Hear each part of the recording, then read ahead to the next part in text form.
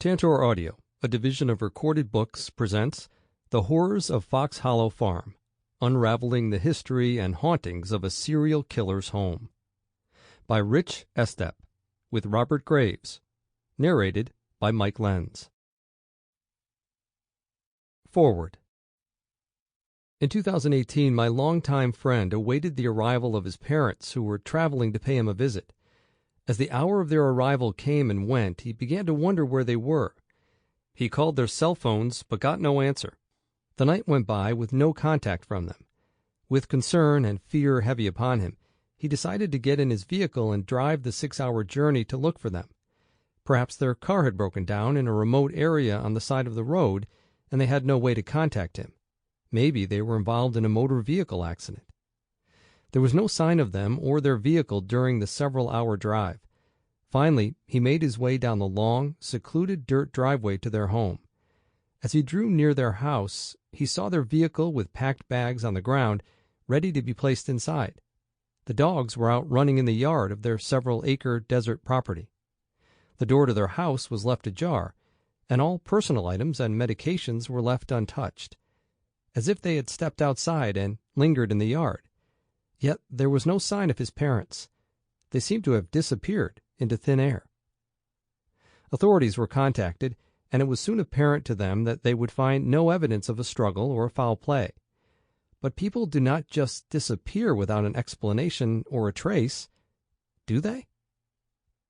With no clues to his parents' whereabouts, they began organizing search parties to comb the vast and unforgiving deserts, caves, and mine shafts surrounding the property.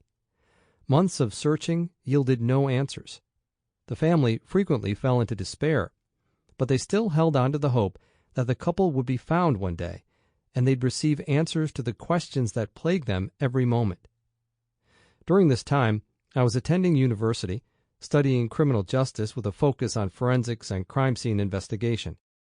Some case studies were hauntingly similar to that of my friends in many ways, but they were stories of people I did not know that focused primarily on the facts and the evidence obtained by law enforcement. However, not knowing them does not make the cases any less tragic. Through my friend, I was getting a professionally unique and valuable, albeit unwanted, glimpse into the personal lives of the friends and family members affected by a potential crime, as well as the challenges, heartache, and desperation that come with not knowing what has happened to a loved one. No one expects something like that to happen to themselves or to their friends or loved ones. It hit far too close to home for my liking. People believe it only happens in the movies or to other people, as seen on true crime television series and documentaries. If you're lucky, that holds true for you. It is a surreal experience and often feels like it isn't real. Statements of disbelief are common. I have uttered the phrase, "I can't believe this is happening to them," many times in conversation. We don't know what has happened to them or who may have been involved. It could just be an isolated incident. Maybe an accident occurred. But that's not true in all cases. Sometimes an evil, dangerous person walks into their lives for no rhyme or reason and does unspeakable things and goes on to repeat them over and over again. The number of serial killers jumped in the 1960s, 70s, and 80s, and interest in them and why they do the things that they do has grown in the last few decades. Herb Baumeister has drawn the curiosity of many serial killer enthusiasts, and scientists have gone to great lengths to research and interview serial killers such as Ted Bundy, Edmund Kemper, and John Wayne Gacy. They often have to listen to the horrid details and accounts of the acts from the killer's own perspective, with the goal of better understanding how to identify future killers and prevent homicides. While many serial killers have similar upbringings and characteristics, there are no concrete commonalities that would shed light onto which life event or events made them who they are, or how they are able to do the things they do, or whether they are simply born evil. In the U.S., 1 in 3 homicides goes unsolved and ends up as a cold case. The national annual clearance rate for homicide is in the low to mid 60th percentile range, which still leaves 35 to 40% of all homicides unsolved. Even when they are solved, obtaining a conviction for such a crime can be extremely difficult for prosecutors. In order to convict a perpetrator successfully, there must be no stone left unturned and no room left for reasonable doubt.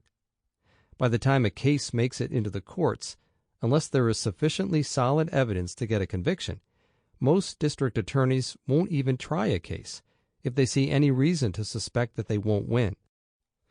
In order to open a homicide investigation, generally there needs to be a body and evidence that a crime has been committed. If there is no body or crime scene, the individual becomes a missing person. In some circumstances, they are considered missing and endangered. According to the National Crime Information Center, NCIC, in 2017, there were over 600,000 missing persons cases and almost 900 sets of unidentified remains. When I first saw the number of missing persons, I was taken aback by the sheer amount. I felt the need to verify with a colleague in law enforcement that I was seeing the correct number and that it was truly accurate. Indeed, it was. However, almost 2 million cases of missing persons were entered into the NCIC database in 2017. And through hard work, about 67% of missing persons were found. Not all are found under ideal circumstances, but at least the families know where they are. One of the theories in the paranormal field is that when a tragic event or death takes place at a location, it leaves behind an energy imprint that plays over and over like a movie. In some cases, the spirits of those who were involved in a tragic event that led to their death may remain. Contrary to popular belief, paranormal investigation doesn't consist of simply sitting around in the dark trying to capture disembodied voices or strange occurrences on video, or documenting anomalous activity with technical equipment. One must also investigate the land and the structure, along with the current and the previous owners. Most paranormal researchers spend long hours in records departments, sifting through large, dusty old ledgers filled with beautiful scrolling script that is too small to read without a magnifying glass, and talking to local historians in an effort to find reasons for a suspected haunting. One doesn't always find an explanation. We count ourselves lucky when events are well known and we have a fairly good idea of who or what may be causing the paranormal activity that people are experiencing. There is no fortune and glory for one involved in the field of paranormal research. In fact, sometimes it can be downright frightening. My least favorite side effect of being a paranormal investigator and researcher is when a spirit follows me from a haunted location back to my home. They often like to play with electronics, switch lights on and off, move items, bother pets, and sometimes make a real mess. The most disturbing thing of all is when they make their presence known while I am trying to get some sleep. More than once, I have had spirits stand in a dark corner and watch me while I am lying in bed, and I have had more ambitious spirits whisper or yell in my ear, startling me awake. On one occasion, I was almost asleep when I was fully awaked by a female voice yelling, "I'm behind you." These things happen on a regular basis to many of the people who call us in to investigate their home. To those living in a haunted house, spirits can become an invasive part of life and creep into every aspect of their daily activities. Generally speaking, the homeowners have no idea who is in their home, why the spirits are doing what they're doing, what the spirits want, or what to do about the haunting. They are often met with disbelief and skepticism when they try to talk about the strange things they've been experiencing. In many cases, they were never made aware that they were moving into a home that could be haunted, whereas in other cases, such as the haunting of Fox Hollow Farm, they are fully aware of the horrible things that have happened in or around the house, but move in anyway. As paranormal investigators and researchers, we must rely upon the facts and evidence collected during a case. What isn't always conveyed are the personal and spiritual experiences that can sometimes impact us for the rest of our lives. We deal with the intangible and the unseen. When the realization sinks in that these were real people who once lived, had emotions, and had both loved and been loved, just as we all have, we are changed forever, and go through a transformation in which we develop a level of empathy that we didn't have before. When I am in the presence of a spirit, I always strive to maintain the awareness that they have gone through something powerful enough to disrupt the natural process of moving on after the act of dying. We tend to ask questions that can be deeply personal, and we are delving into their past and situations that are most likely hard for them to relive. In my case, the spirits that I've encountered at the haunted hospital of which I am a co-owner have been around for a long time, and over the years we have developed relationships and fostered mutual respect. I've come to think of them with great fondness and gratitude for the things that they have taught me. I've also experienced them caring about me, greeting me when I walk past them, asking how my day has been, and sometimes even recognizing when I've been through tough times in my life. I'll never forget when I heard a voice come through a spirit box during an investigation and say, "You seem much happier today," after a particularly challenging week. They are there observing us more than we know, and see much more than we sometimes give them credit for. While I read the horrors of Fox Hollow Farm, my heart went out to the victims and to their families. As a seasoned paranormal investigator myself, and owner of the most haunted location in Utah, I'm well aware of the sensitivity and respect one needs to employ while telling the stories of those who remain long after their physical death. I have worked with Richard Estep and his team for several years, and I was once again reminded of the impeccable skill, professionalism, and thoughtfulness Richard consistently exhibits as an author and paranormal investigator throughout his investigation of Fox Hollow Farm and the spirits that haunt it. As investigators, we work tirelessly to give closure to the friends and loved ones left behind and to the spirits that linger on, waiting for someone to discover them. For even after their bodies have been recovered and entombed in their final resting place, they still have stories to tell. One only has to listen.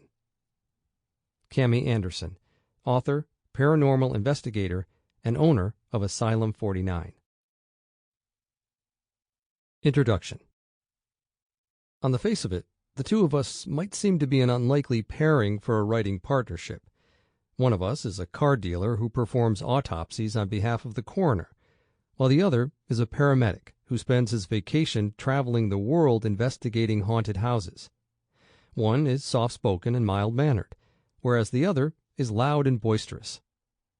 We came together with the intent of investigating and writing about one of the most bizarre, fascinating, and downright disturbing cases of paranormal activity on record, the haunting of Fox Hollow Farm. Located in a peaceful and picturesque part of Indiana, Fox Hollow Farm was once the home of one Herb Baumeister. By outside appearances, Baumeister was a successful businessman, devoted family man, and pillar of the community, albeit one who went by the nickname of Weird Herb. Yet during the mid-1990s, authorities discovered something horrific in the woods behind the farm. At first, hundreds, and then finally thousands of bones and human remains were found, scattered all across the grounds and down into the creek. Detectives suddenly realized what had happened to all the men who had gone missing from the gay community in Indianapolis, along with others who had turned up dead along the side of the interstate. Weird Herb now had a new nickname. People were calling him the I-70 Strangler. Unfortunately, he was able to evade justice. Fleeing to Canada, Baumeister took his own life on a lonely beach, thus closing the book on one of the most prolific serial murderers in American history. Or so it seemed. Fox Hollow Farm is a unique place in many ways, not least being the fact that it is one of the few places in which a serial killer committed his vile acts that has been left standing. In fact, not only is it still standing, but it is actually a lived-in private residence, home to a family. Such a thing is unusual. Consider the Oxford Apartments in Milwaukee, for example, where self-professed cannibal killer Jeffrey Dahmer murdered 12 men, storing their remains in his bedroom and kitchen. The entire building was demolished in 1992, and at the time of writing is nothing more than an empty, weed-infested lot. The Chicago home of John Wayne Gacy, who sexually assaulted and killed at least 33 young men, was also torn down.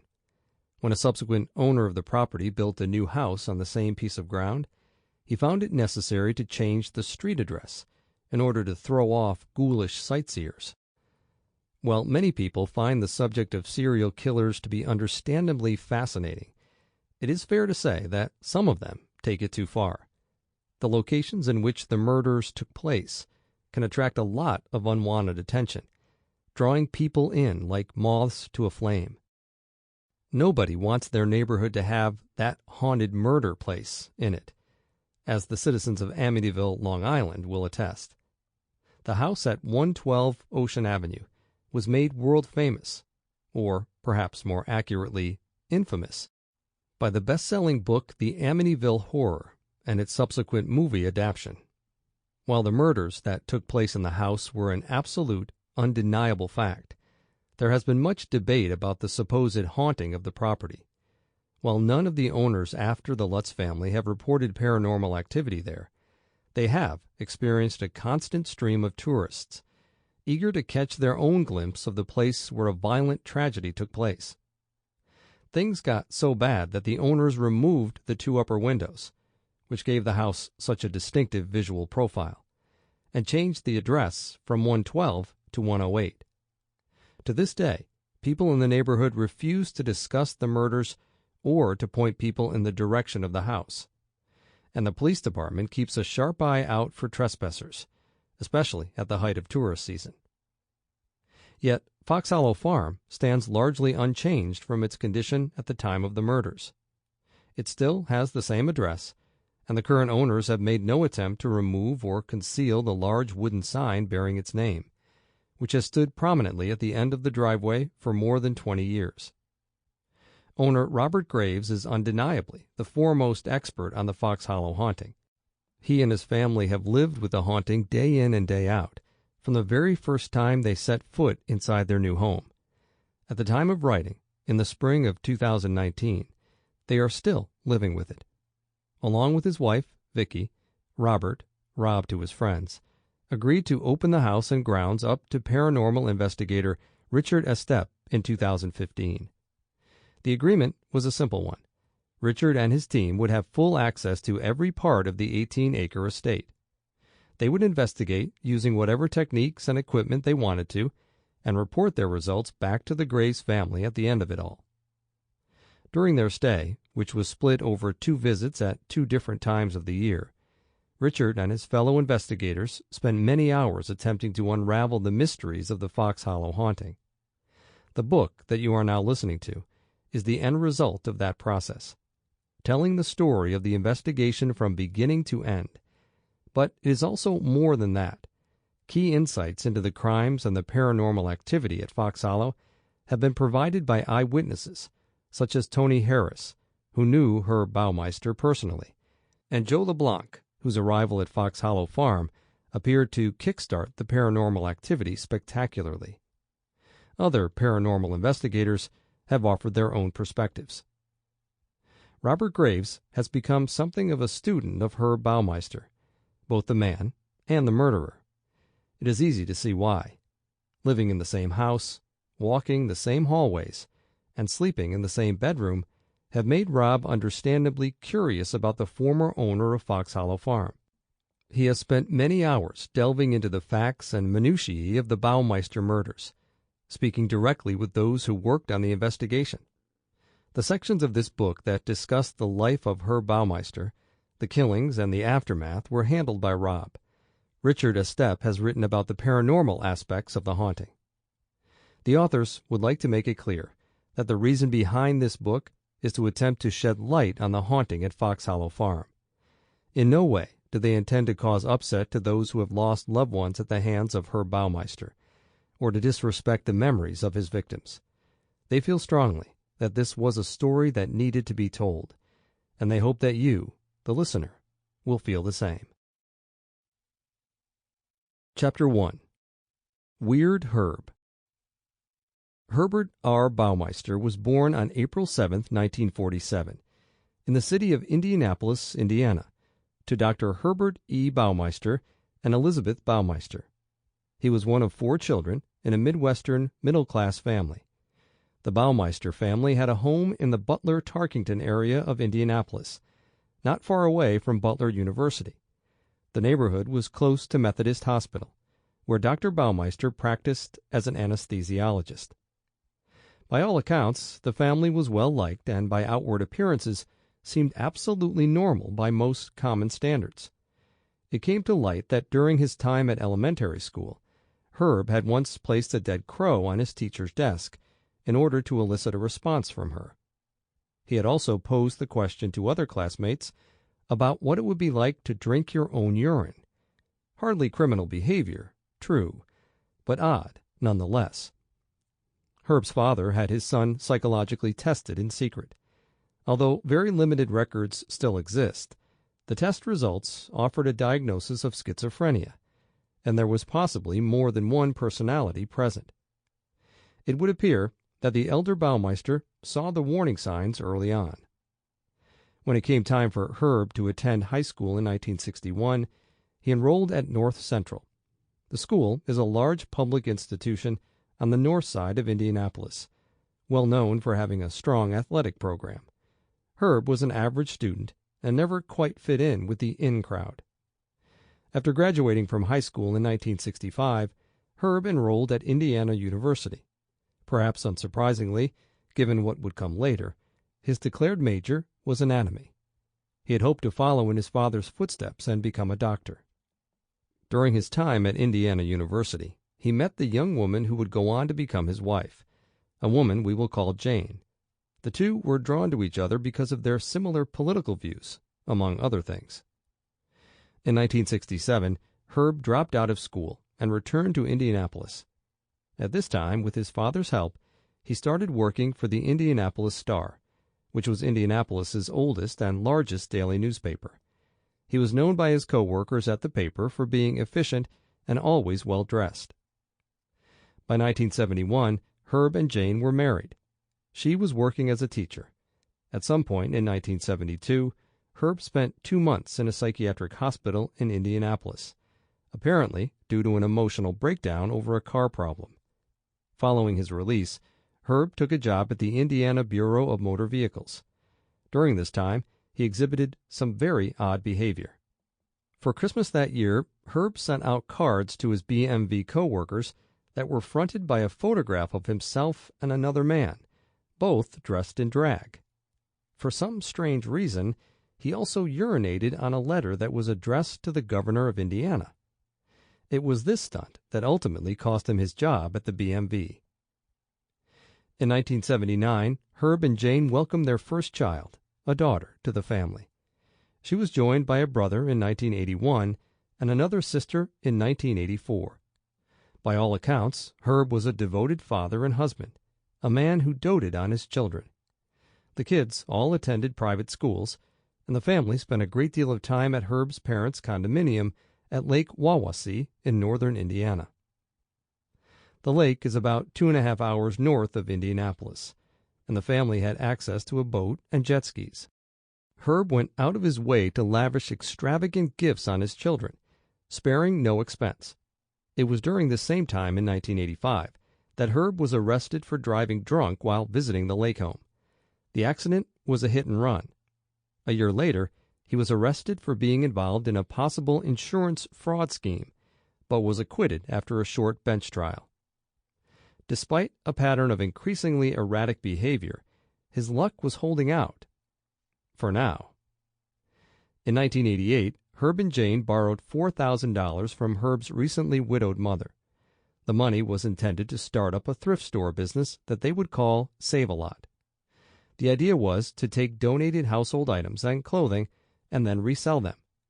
A part of the proceeds would go to benefit the Indianapolis Children's Bureau, the oldest children's charity in Indianapolis.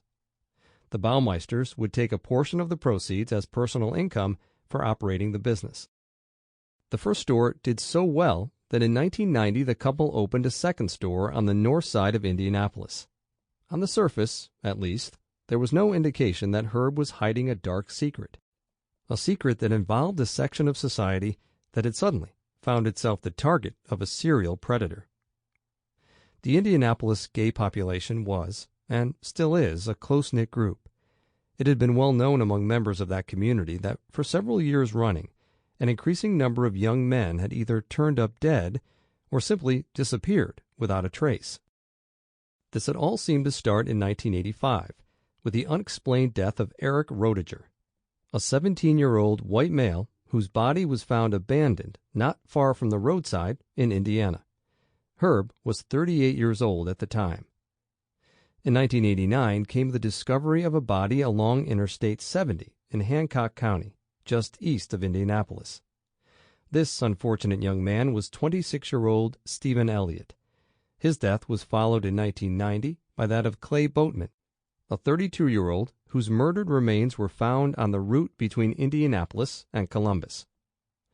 During the period running from 1980 to 1990, at least 9 other bodies would be found between Indianapolis and Columbus, Ohio.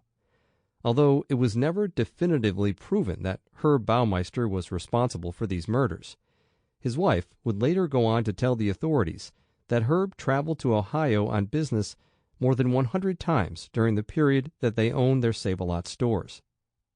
Perhaps coincidentally, or perhaps not, in the fall of 1991, bodies suddenly stopped being found along the side of the road between those two cities. The reason for this was simple. The killer had turned his attention to victims that could be found a little closer to home. Herb's new home, Fox Hollow Farm. In 1991, after several prosperous years running their Save-A-Lot thrift stores, Herb and Jane Baumeister went shopping for a new home. They soon came across a property listing that looked absolutely perfect. The 18.5-acre estate was, of course, Fox Hollow Farm. They loved that it was located away from the big city, and that their children would have plenty of space in which to play. Fortunately for them, as things turned out, it just so happened that the current owner was motivated to sell.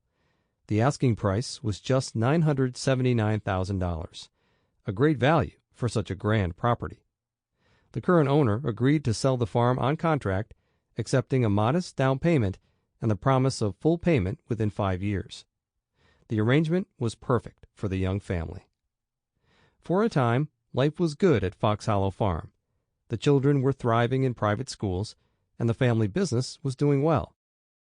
On the Indianapolis bar scene, young gay men from the downtown Indianapolis area were still turning up missing. May 1993 saw the disappearances of Michael Riley and John L. Bayer. They were followed in July 1993 by Jeffrey Jones and Richard Hamilton.